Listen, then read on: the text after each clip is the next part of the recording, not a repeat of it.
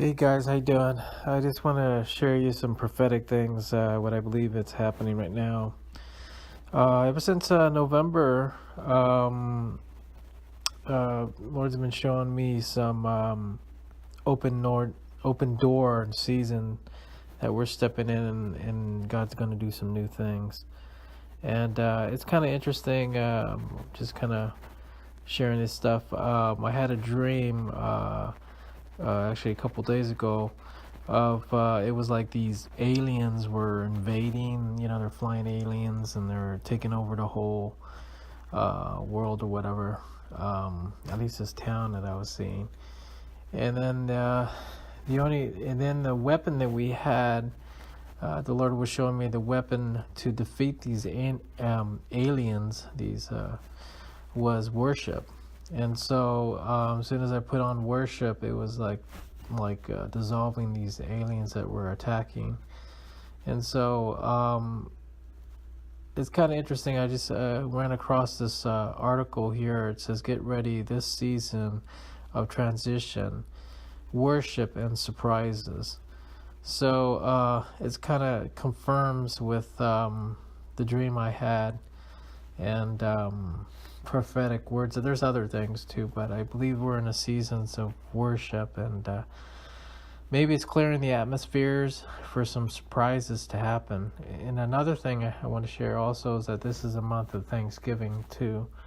So I believe that the Lord's going to give us some things that we're going to be thankful for. I mean, not just spiritual things, but also natural things. So just prepare for some surprises to happen. But anyways, here's this article I want to share. God bless you guys.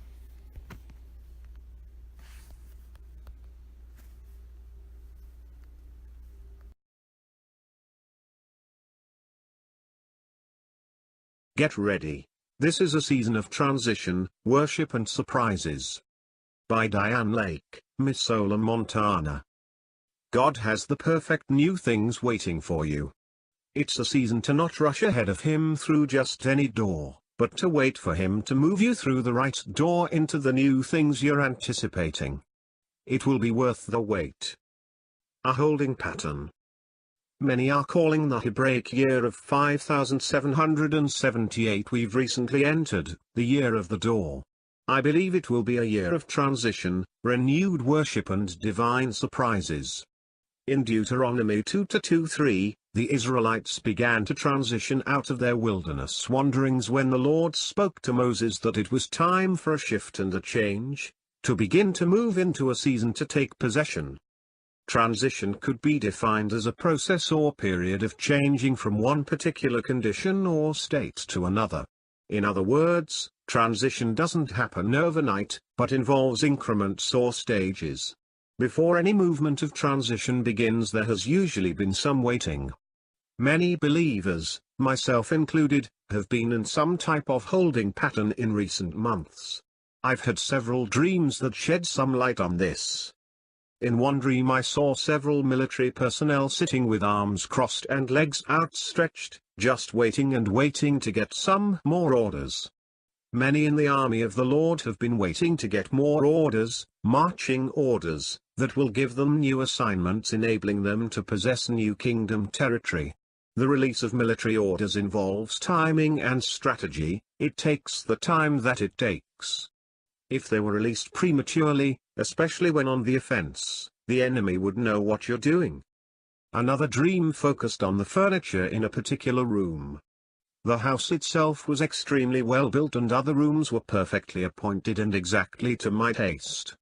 But for some reason, I had not been able to find the right furniture for this particular room, so I accepted hand-me-down furniture donated from someone else. It was outdated and threadbare, and not even in colors I liked.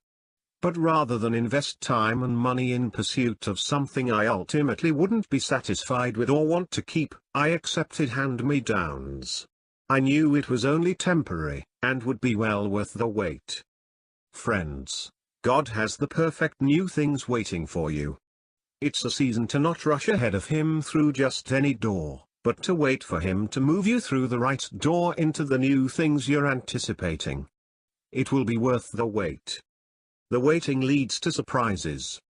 After receiving a word several months ago to slow down, I've been required to put this belief into practice. During this time, I've also felt led to turn down several opportunities, and in the process I'm learning that busyness does not equal godliness. I'm confident the waiting is temporary, and that the right door will lead to amazing God surprises. These surprises have several aspects. 1, as illustrated by the dream of people waiting for orders to be released, involves the bigger picture in which timing and strategy are key. The release in perfect timing ensures the enemy will also be surprised. It's interesting that the Hebrew word picture for 8, che, in addition to looking like a door, or gate, also resembles a bridal canopy. I see the passage from Matthew 25 of the virgins and oil as key. Notice in verse 5 the bridegroom was delayed, so the virgins slumbered and slept. They had grown weary as they waited and waited. Now while the bridegroom was delayed, they all began to nod off, and they fell asleep. Those who ran out of oil were surprised by the lengthy delay and unprepared to transition. This is an element of surprise to avoid. In Luke 18:1-8, the parable of the persistent widow, another significant aspect of divine surprise is revealed. We see from verse 1 how extended delay can cause weariness, prayerlessness and loss of heart. Now Jesus was telling the disciples a parable to make the point that at all times they ought to pray and not give up and lose heart.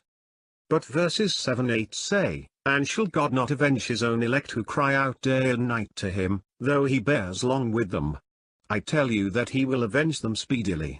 Nevertheless, when the Son of Man comes, will he really find faith on the earth?" We are entering a season of speedily in which suddenly and to our great surprise, we will see the Lord perform the things we have been appealing him for. Let's not lose heart. Moving forward, key strategies. How can we position ourselves to move forward? And what does the oil of preparation represent that separates those ready to transition from those who are not? See Matt 25-7-8. The Lord is looking for us to engage.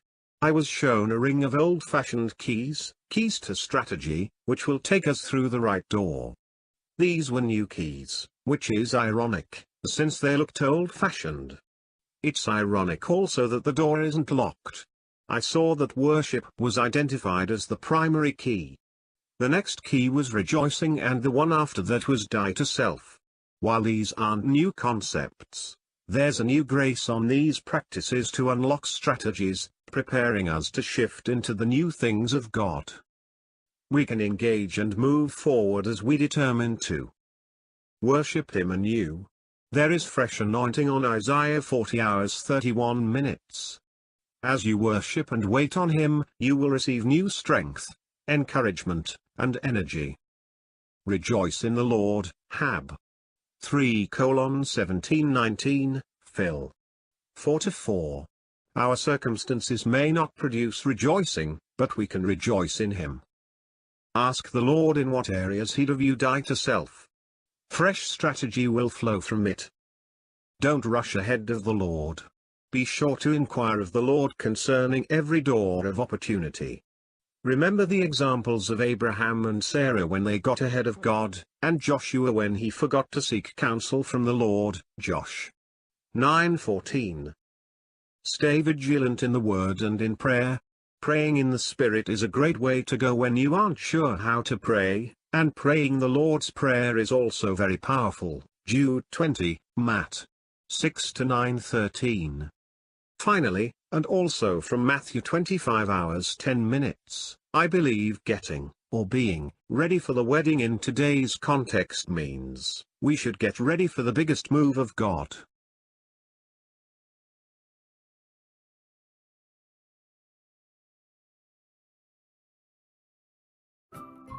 Thank you for watching. Please subscribe to us on YouTube. If you like donate to us, visit home on the page PayPal.